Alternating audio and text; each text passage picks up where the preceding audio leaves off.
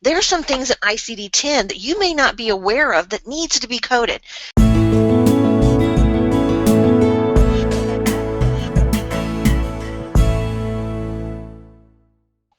Let's start by saying that diagnostic coding for ICD-10 for airbags in transport accidents is in Chapter 20, External Causes of Morbidity and Transport Accidents. Now that's V00 through V99. Okay? Now, I want you to note, though, at the beginning of these codes, a specific comment you want to include in your manuals, if it's not there, is what I'm going to tell you. Okay, it's in my Elsevier manual, but it wasn't in the manual that Chandra and I were talking about the other day. She said, "Is it in yours?" And I said, "Oh, yeah, it's in mine." Okay, so a transport accident, what is it? It's very simple. You're in a vehicle or something moving. All right, it has to be moving or running. And when it's involved in an accident, then it's considered a transport accident. The key, though, is that if your patient is in a transport accident, you want to use an additional code to identify these three things. The big one, in my mind, is airbags. That's going to be a W22.1 code. Okay, we'll look at that a little more in depth. The second thing that you need to be aware of is what type of street or road was involved. That's a Y code, Y92.4. And third, this is really huge, for us for statistical purposes, use of a cellular telephone or other electronic equipment at the time of the transport accident. That's a Y code, Y93.7. So now let's talk about those real quick. Why do we even need to know these? Y93.C? Yes. Did I say that? Did I say something different? 7. That's okay. Oh, sorry. Okay. I'm trying to be a better Vanna White. Very good. Okay. So let's talk about this W code. W22.1, striking against or struck by automobile airbag. Right? Why does the provider even care? We're going to look at it from the perspective of a provider and as a payer. Why does it matter? Well, for the reason it's going to be in the documentation for the provider is that airbags help save lives. There's nobody wants to debate that. If you've ever, from when I worked in the ER, it still had not become a law that you had to wear a safety belt. And by far, you did not pull dead people out of a safety belt. You did out of a car when they didn't wear one, okay? But once they made it a law, you actually, the reason they made it a law is because statistical purposes. Part of the coding that was done then was saying, people that were in these accidents, less people died. The mortality rate went down. And so they made it a law. Okay, now, what type of accidents would happen? Why does the provider want to know this?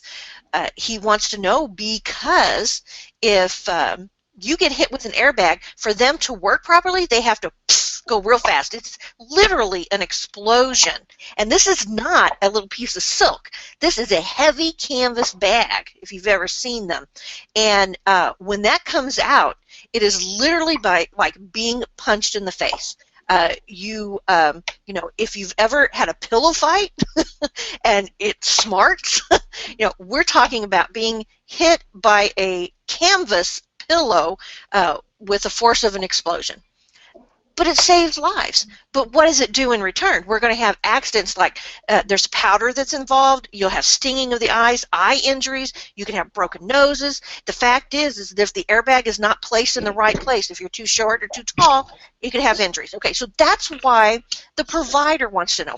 Why does the payer want to know?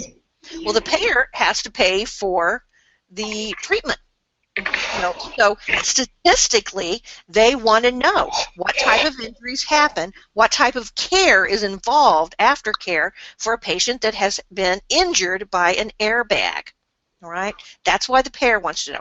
The NCSA, and this is a really interesting site, the National Center for Statistics and Analysis of the National Highway Traffic and Safety Administration.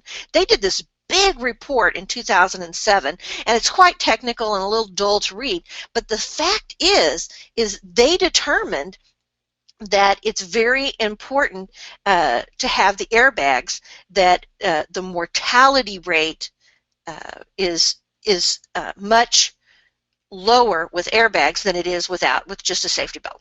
Okay? Now, this next article, airbag injury risk linked to height. This is huge. And you know how they found this stuff out? By coders.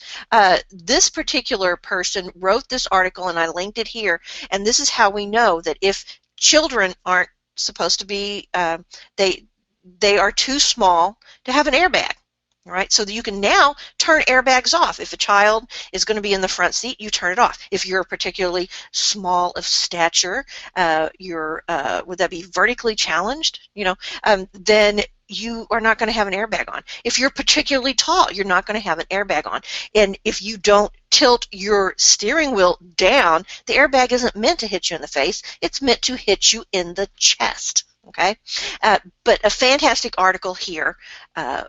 Why it explains why we're coding these. So the next thing that they wanted to know was what type of street or road did the accident happen on.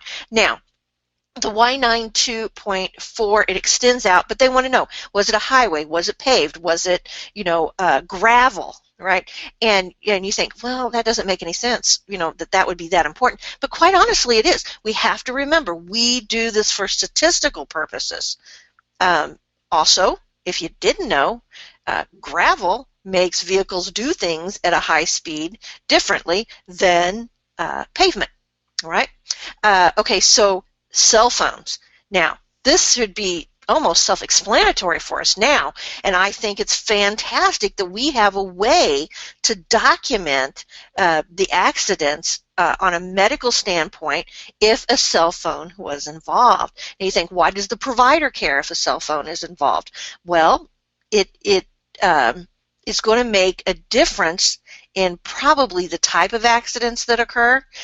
Head-on collisions is what I'm thinking. If a person is on a cell phone, it's not that they run off the road and hit a tree.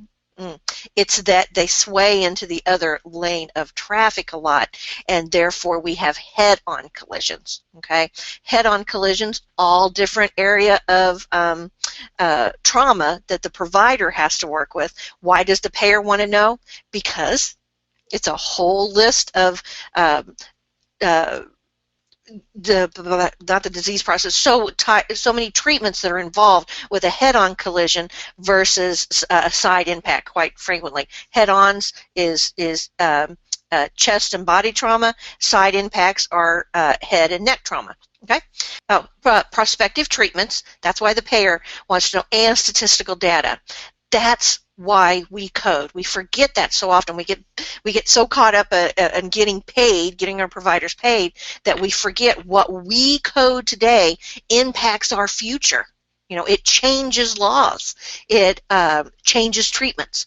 So there you go. Be very aware of those. If you don't have those codes noted, you need to be aware that they are pertinent, and you definitely will be tested on those in the CPC. Do you need more medical certification training? Go to www.cco.us. And don't forget to subscribe to our YouTube channel for updates.